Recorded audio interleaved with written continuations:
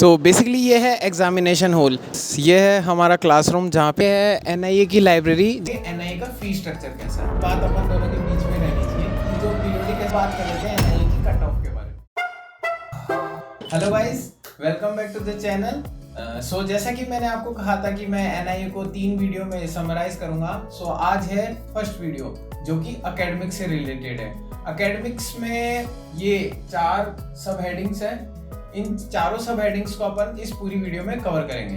पहली सब हेडिंग है कोर्स। सो एनआईए बहुत सारे कोर्स करवाता है, ठीक है। तो मेनली एनआईए बीएमएस करवाता है, पीएचडी कराता है, पीजी कराता है, एमडी कराता है और एमटीएस के लिए भी कोर्सेज हैं और नर्सिंग भी कराता है। Bachelor of Ayurvedic medicine and surgery BMS, ये पूरा कोर्स 5.5 साल का है और एनसीआईएसएम के करंट करिकुलम के अकॉर्डिंग ये 5.5 साल में 3 प्रोफ होंगे आपके और ईच प्रोफ 1.5 ईयर्स के होंगे और आखिरी के 1 साल इंटर्नशिप होगी जिसमें 6 मंथ्स मॉडर्न होगी और 6 मंथ्स आयुर्वेदिक होगी। अब आप पूछोगे कि भाई 3 प्रोफ तो बता दिए, अब तीनों प्रोफ में सब्जेक्ट कौन कौन सी हैं ये भी तो बताओ। तो फर्स्ट प्रोफ में सब्जेक्ट है हमारी टोटल 5। पहली सब्जेक्ट है रचना शरीर, क्रिया शरीर, संस्कृत, पदार्थ विज्ञान एवं संहिता अध्ययन। तो ये पूरी 5 सब्जेक्ट आपके फर्स्ट ईयर में होंगी। ऐसा नहीं है कि फर्स्ट ईयर में सिर्फ आयुर्वेदा ही है, मॉडर्न भी है जिसमें एनाटॉमी, फिजियोलॉजी जो कि रचना शरीर है जिसको बोलते हैं एनाटॉमी और फिजियोलॉजी को बोलते हैं क्रिया शरीर। ये दोनों भी फर्स्ट ईयर के अंदर ही हैं। तो अब बात आती है सेकंड प्रोफ की। तो सेकंड प्रोफ में टोटल सब्जेक्ट है 6।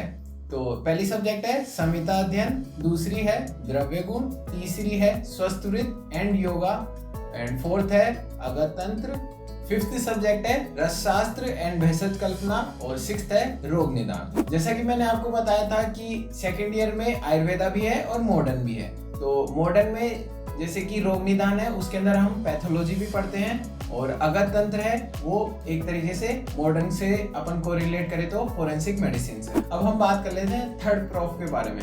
थर्ड प्रोफ में टोटल सब्जेक्ट है 9। तो पहली सब्जेक्ट है काय चिकित्सा और दूसरी सब्जेक्ट है पंचकर्म, थर्ड है शल्य तंत्र और फोर्थ है शालाक्य, फिफ्थ सब्जेक्ट है प्रसूति तंत्र और स्त्री रोग और सिक्स्थ सब्जेक्ट है कोमार वृत्ति। तो 7th सब्जेक्ट है रिसर्च एंड मेडिकल स्टैटिस्टिक्स, काफी हार्ड है बोलने में स्टैटिस्टिक्स। 8th है इमरजेंसी मेडिसिन एंड 9th है संहिता अध्ययन।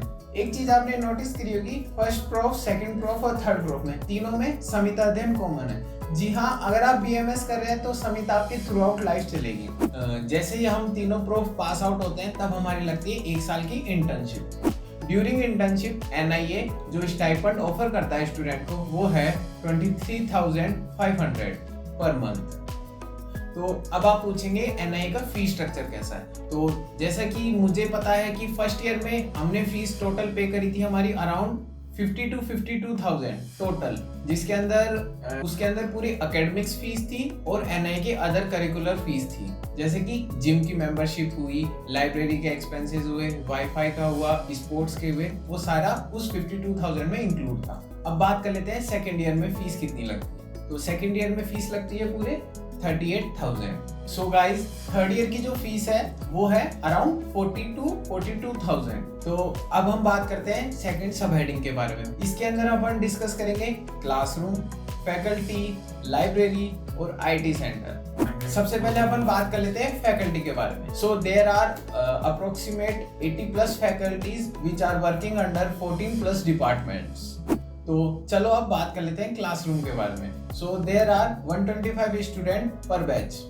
तो चलो आपको क्लासरूम की ओर ले चलते हैं। ये है हमारा क्लासरूम जो कि है 141 और फर्स्ट ईयर में हमारे को फर्स्ट फ्लोर पे रहना होता है, वो है रूम नंबर 38। और ये है हमारा करंट क्लासरूम जो कि सेकेंड ईयर में होता है। ये है हमारा क्लासरूम जहाँ पे हमारी सारी क्लासेस और लेक्चर हॉल कंडक्ट होते हैं और यहीं पे ही पीरियोडिक असेसमेंट और इंटरनल एग्जामिनेशन होती हैं। यहीं से ही हमारी सारी यादें जुड़ी हुई हैं कि यहाँ पे पीछे बैठ के हम सो रहे थे एक बार तो हमको यहाँ से भगा दिया था क्लासरूम से। ऐसा सा कुछ क्लासरूम दिखता है हमारा। तो वहाँ पे टीचर्स खड़े होके लेक्चर करते हैं, हम यहाँ पे पीछे बैठ के लेक्चर देखते भी हैं, नहीं भी देखते, सो भी जाते हैं, पर अटेंडेंस के टाइम पे हम सब आगे हो जाते हैं। So yes, this is a classroom of NIA। तो घुमाए क्लासरूम। अब टीचर्स ने तो पढ़ा दिया आपको, अब आपको खुद को भी तो पढ़ना होगा। तो अब है NIA की लाइब्रेरी। तो NIA की जो लाइब्रेरी है वो 24/7 ओपन रहती है, और जो संडे होता है उसमें NIA की लाइब्रेरी की टाइमिंग है सुबह 10 से लेके 5 बजे तक। तो एक बार लाइब्रेरी का टूर का लाइब्रेरी जिसका नाम है सरस्वती ज्ञान केंद्र। तो ये वही जगह है जहाँ पे यूनिवर्सिटी एग्ज़ाम के 1 महीने पहले हम सब लोग यहीं पे आके पढ़ाई करते हैं। इसमें बेसिकली 3 फ्लोर्स हैं। तो सबसे पहले फर्स्ट फ्लोर है जिस पे हम हमारी बुक्स ले जाके पढ़ सकते हैं। सेकंड फ्लोर पे वो है कि NIA की जो बुक्स हैं वहाँ पे बुक्स लेके हम वहाँ पे पढ़ सकते हैं। हम उन बुक्स को नीचे नहीं लेके आ सकते, और हमको बुक भी इशू करवानी होती है तो हम सेकंड फ्लोर से करवाते हैं। और थर्ड फ्लोर है IT सेंटर जहाँ पे कंप्यूटर्स रखे हुए हैं, और वहीं से हम सारे प्रिंट आउट्स करवाते हैं। जैसा कि सभी लाइब्रेरी में होता है कि हम हमारे ID कार्ड से, जो हमारा स्टूडेंट ID कार्ड है, उससे 2 बुक इशू करा सकते हैं। लेकिन एक स्पेसिफिक फीचर है कि ड्यूरिंग एग्जाम टाइम एक बुक बैंक नाम की एक फैसिलिटी होती है जिसमें हम 5 बुक्स इशू करवा सकते हैं टोटल। और इसका क्राइटेरिया हमारी परसेंटेज बेसिस पे जाता है कि जिसके जो टॉप करता है उसकी प्रायोरिटी पहले नंबर पे आती है। तो ये NIA की एक स्पेसिफिक की पॉइंट है। अब हम आ जाते हैं हमारी थर्ड सब हेडिंग पे, जो कि है एग्जामिनेशन एंड असेसमेंट। अब टीचर्स ने पढ़ा भी दिया, हमने पढ़ भी लिया, लेकिन अब पता कैसे चलेगा कि किसने कितना पढ़ा है? तो अब आ जाती है एग्जाम्स की। सबसे पहले आपको एग्जामिनेशन में बैठने के लिए 75% अटेंडेंस होना कंपलसरी है। अगर आपकी 75% अटेंडेंस पूरी नहीं होती तो आपको 6 महीने के लिए बैक कर दिया जाएगा। इनफैक्ट मेरे भी कई दोस्त हैं जो 6 महीने पीछे हो गए सिर्फ अटेंडेंस के बेसिस पे। तो हाँ, अटेंडेंस वाला टॉपिक थोड़ा सीरियसली लें। 75% अटेंडेंस होना काफ़ी ज़रूरी है। सो बेसिकली एग्ज़ाम 3 तरीके के होते हैं: periodic assessment, internal exam and final exam. अब पीरियोडिक असेसमेंट आप समझ सकते हो एज लाइक क्लास टेस्ट, और ये class test total each subject के 9 कंडक्ट होने होते हैं पूरे 1.5 ईयर्स के ओवरऑल पीरियड में, ठीक है। और इंटरनल असेसमेंट की बात करें तो 6 मंथ्स के गैप में 2 इंटरनल असेसमेंट होते हैं। अब बात कर लेते हैं फाइनल एग्जाम, जो कि है यूनिवर्सिटी एग्जाम। इसमें टॉपर से लेके बैक बेंचर सभी को पढ़ना पड़ता है, क्योंकि पासिंग मार्क्स भी तो चाहिए। वो है 50% इन ईच सब्जेक्ट। सो ये है एग्ज़ामिनेशन हॉल हमारा, जहाँ पे हमारी यूनिवर्सिटी एग्ज़ाम कंडक्ट होती है।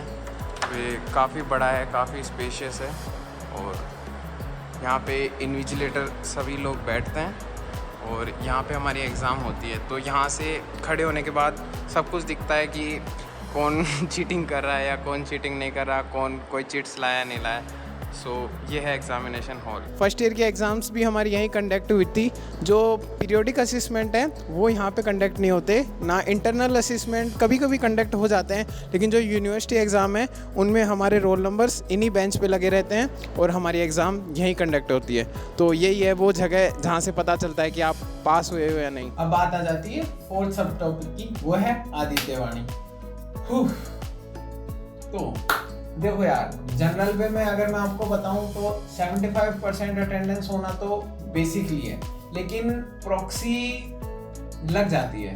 ऐसा नहीं है कि आप आओगे नहीं तो आपकी प्रॉक्सी लग जाएगी, ऐसा नहीं है। लेकिन मैं कह रहा हूँ कि प्रॉक्सीज जैसे कि सभी कॉलेज में होता है वैसे यहाँ पे भी होता है, तो प्रॉक्सी कहीं ना कहीं हो जाती है। सो देखो, ये बात अपन दोनों के बीच में रहनी चाहिए कि जो पीरियोडिक असेसमेंट है और जो इंटरनल एग्जामिनेशन होते हैं, जिनके लिए हम इतना स्ट्रेसफुल नहीं होते, क्योंकि हमको 2 दिन पहले पता चलता है कि इंटरनल एग्जामिनेशन कल है या परसों है, तो इसके लिए हम वेल प्रिपेयर्ड भी नहीं होते। यूनिवर्सिटी एग्ज़ाम तो एक ऐसी एग्ज़ाम है जिससे सब डरते हैं, क्योंकि अगर उसमें पासिंग मार्क्स नहीं आए तो 6 महीने के लिए बैक हो जाएंगे। तो ऐसा तो कोई नहीं चाहता है। तो उस टाइम पे सभी लोग पढ़ाई को लेके सीरियस हो जाते हैं। मतलब 1 महीने पहले तो हॉस्टल सारे खाली हो जाते हैं और लाइब्रेरी में अटेंडेंस होती है सबकी फुल।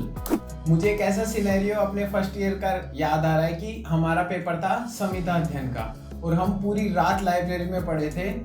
पूरी रात हम पूरे 10 लोग लाइब्रेरी में पढ़े थे, 10 से लेके सुबह के 5 बजे तक। तो हाँ, यूनिवर्सिटी एग्जाम को यहाँ पे कोई लाइटली नहीं लेता है। बात करें पी और इंटरनल असेसमेंट की तो वो चल जाता है। तो अब बात कर लेते हैं NIA की कट ऑफ के बारे में। तो NIA की कट ऑफ में रैंक बताऊंगा, क्योंकि मार्क्स तो ईयर टू ईयर वेरी होते रहते हैं।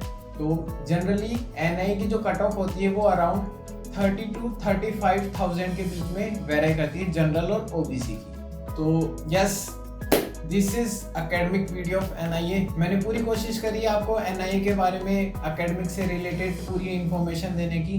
हाँ, फिर भी कोई अगर पॉइंट छूट गए, आपको कोई भी क्वेरी है, you can drop A comment below और आप मुझे इंस्टाग्राम हैंडल पे भी मैसेज कर सकते हैं। ठीक है, साइनिंग ऑफ, बाय बाय।